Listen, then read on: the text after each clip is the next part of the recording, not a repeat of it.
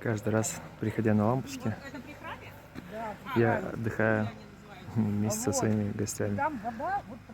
Так приятно наблюдать, что ты даришь людям эмоции, как они отдыхают, общаются, пьют вкусный морсик. Кто-то сидит у костра.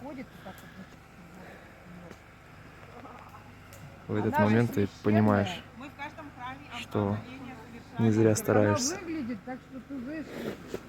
Так что, друзья, до встречи на лампочках в Устюгане.